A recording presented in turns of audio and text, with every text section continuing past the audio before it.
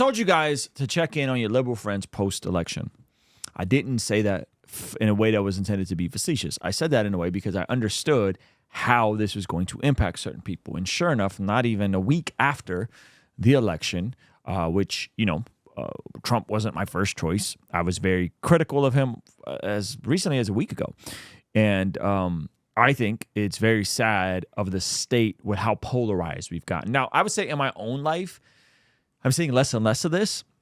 But apparently on a national level, this is still happening. And people are really convinced that this is the end. And this story has been going crazy. It says Minnesota dad who ranted against Trump election deleted his own wife, ex-girlfriend, and his 2 kids in self-deletion. Okay. A Minnesota dad who ranted against President-elect Donald Trump deleted his wife, his ex-partner, his 2 sons before turning the bang on himself, according to authorities. The shooter, 46-year-old Anthony Nephew, had a pattern of mental health issues, Duluth police said.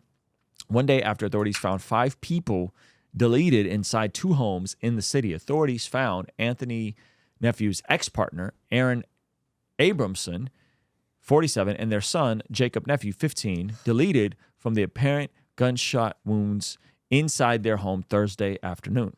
After identifying Anthony Nephew as a suspect, police found his 45-year-old wife, Catherine Nephew, and their 7-year-old son, Oliver, also deleted from bang wounds inside their home close by.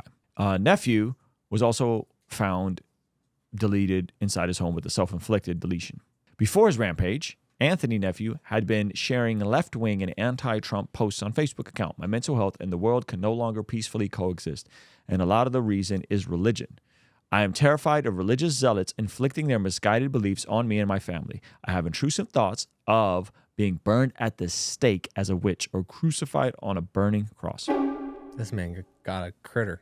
Having people actually believe that I or my child or Satan or the Antichrist or whatever their favorite color of boogeyman they are afraid of this week. In another post, he accused Republicans of making it harder for women to leave abusive relationships. Gilead, here we come, he wrote, referencing The Handmaid's Tale, a dystopian novel turned Hulu series in which women who have been stripped of their rights are forced to reproduce for the ruling class.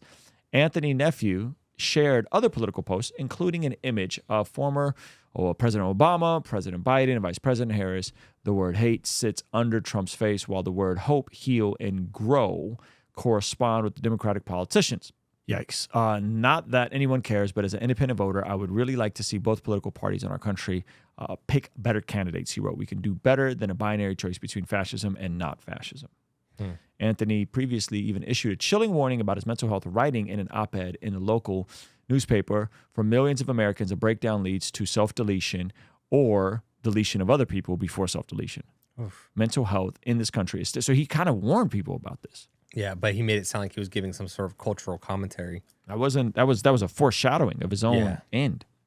Yeah. He made it sound like they were talking about, school bang bangs or something like that. Someone in the chat said it's a lot harder to leave an abusive relationship when you've been deleted.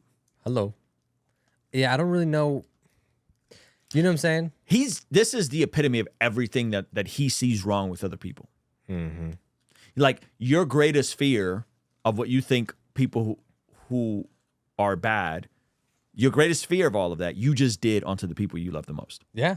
Oh, totally. Mental health in this country is stigmatized, ignored, or treated as a burden for the individual to bear alone with little help and less understanding.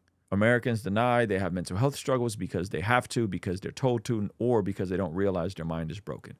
Police in Duluth, the city of 90,000 residents, about 135 miles north of Minneapolis, have not yet determined a motive in this. I mean, that's why they say what happens in your house is more important than what happens in the White House. Because it's like the whole time is concerned about what happens in the White House, yet became the very thing 10 times worse in his own house than what he was worried about what happened in the White House. I'm worried about oppression of my family and my kids through this administration. While you're doing the most oppressive thing to your family and your kids. Yeah. The degree of cope and irony and just being so self-deluded that the problem is out there and not in here. Yeah. And not to mention there's probably like schizophrenia involved and probably some really spooky dooky things. But if you're telling half the country yeah, that the new democratically elected president Yeah. is the second coming of the mustache man, is going to oppress women everywhere, and is going to make your life worse and lock up people. Yep. That's going to set these types of people up. That's going to set these type of people up.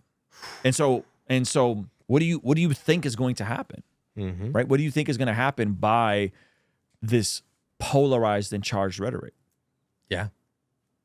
Yeah. It's going to set all the people with... I'll be honest, because I hated the January 6th Stop the Steal nonsense, which I still think it's nonsense. Mm-hmm.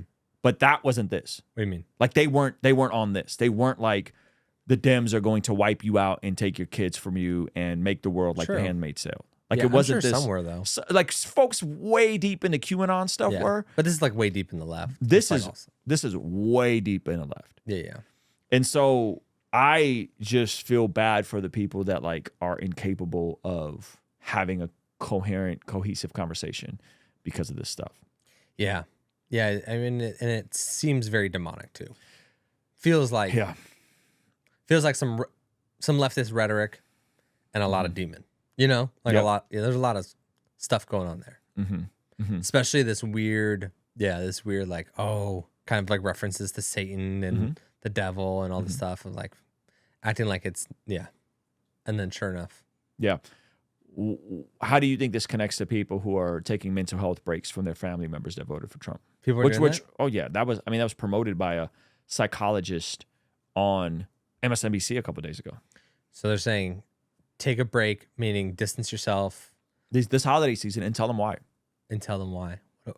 I mean, isn't the family the core fundamental backbone of our society? And one of the things we see that causes stuff like this to happen is isolation.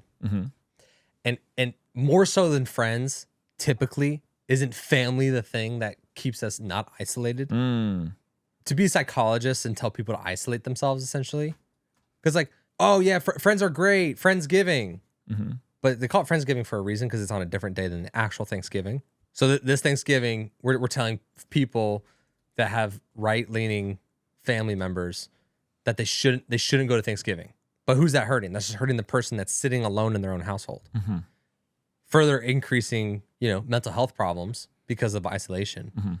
And they go on to then blame it on the new administration. Ever since Trump was elected, my mental health is depleted. It's like, no, you're not hugging your mom. Like, go give your mom a hug. Open a present.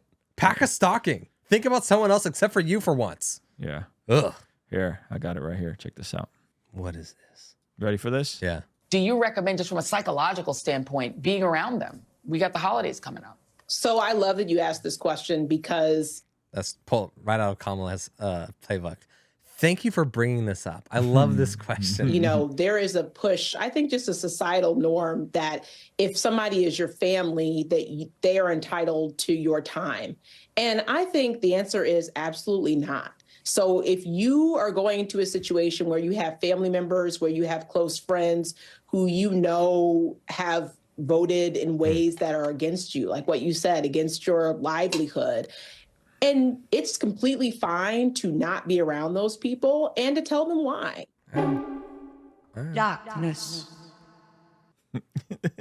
This is typical leftist stuff. Run away from people rather than face people, and love people with different opinions. I feel like this is what like Jehovah's Witnesses do when they excommunicate people from there. Like this is cult-like When they find behavior. out you celebrated your birthday. Yeah. Like you Or not, just you not celebrated that. your If birthday. you I'm have gonna friends, need some distance. if they have friends you disagree that you're not supposed to, that aren't Jehovah's Witnesses, they can excommunicate you, and you are casted out. That's a great point. So this is cult-like behavior. Oh yeah. At its finest. So it's That's crazy. It's super sad. Hey, thank you so much for checking out the video. Comment down below and let me know what you think. And be sure to check out this video that YouTube is recommending just for you. Let me know if they nailed it. All right? I'll see you over there. Peace.